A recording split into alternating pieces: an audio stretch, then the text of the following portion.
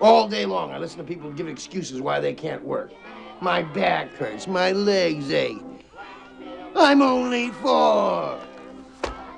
So, you used to watch VH1's I Love the 80s? Okay, Rich Eisen, close your eyes and think of England. Because you can't get enough 1988. Because you still haven't figured out who stole the birthday banquet. Admit it. This is THR's I Ate the 80s.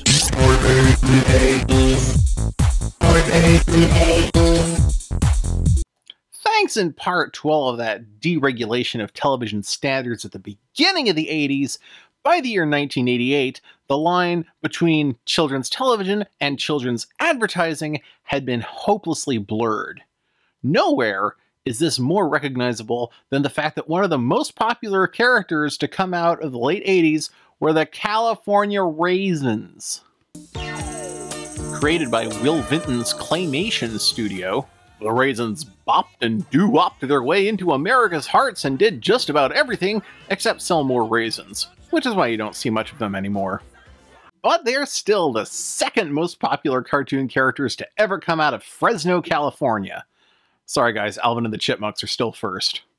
Not least because their familiar connection to the most important Fresnan of all time, the blameless, holy William Saroyan.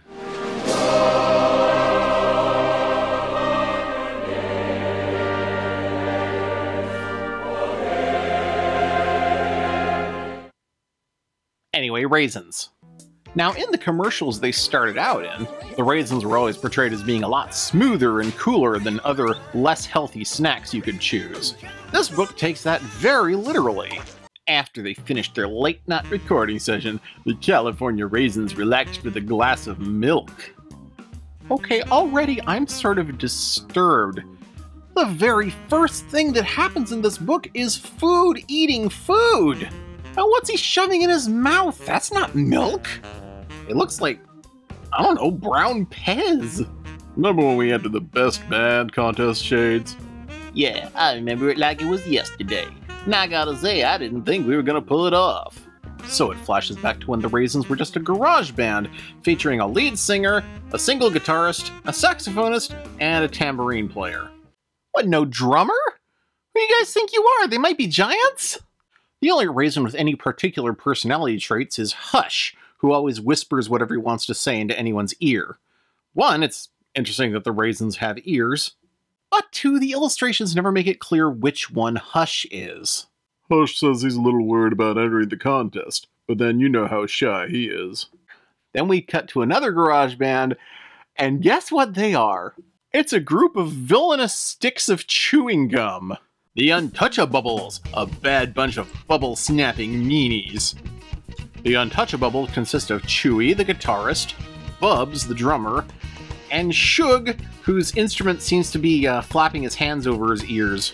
We couldn't afford a wah-wah pedal, so I just do this! Good music should be played loud, real loud. We're gonna win that contest! Look at all this equipment! Everyone will know that we're the best!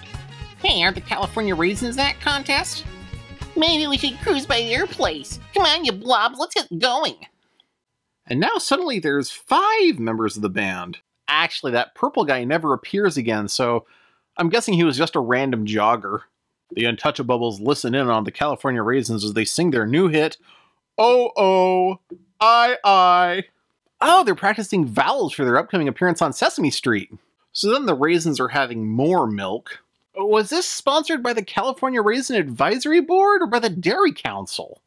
And then one of the Raisins, whose name is Sax, goes to buy some granola bars. Food never stops eating! So he goes to the grocery store and buys normal-sized food, not giant talking food like him, and comes home with big grocery bags with celery poking out of the top. Uh-oh. Hey, James Lillick's fans, there's celery! On his way home with the groceries, he stops by the Granola Factory, where he meets yet another Raisin who was manning the Willy Wonka-esque array of white-gloved hands that assemble the granola bars. Sax watched him for the longest time, then he thought to himself, that gives me an idea. And that, kids, is how I met your mother. Meanwhile, the California Raisins have all gotten cold feet, and for good reason. The artist has completely forgotten how to draw them. Now they all look identical to the leader. They didn't even bring their instruments. This is because Sax was supposed to bring the instruments, but, well, he and his new friend are checking out a hotel that used to belong to Nintendo. So the Untouchables play way too loud and they get booed, and that shows that they're the villains. Playing too loud equals evil. Well, at least the drummer of the Untouchables has his fans.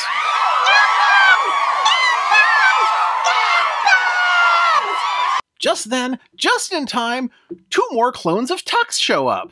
Boy, it sure is a lot easier to manage a band when they're all you! And of course, with the help of their new friend who joins the band, the California Raisins blow everyone away. Also, look at the demographics of this town. Some people are giant raisins, some people are giant sticks of gum, everyone else is a human.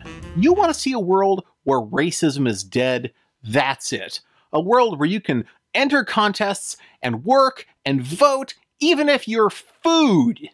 So the Raisins win first place, Spats joins the group, and Hush tries out a trick he learned from Was That Kangaroo. What's that on your shirt?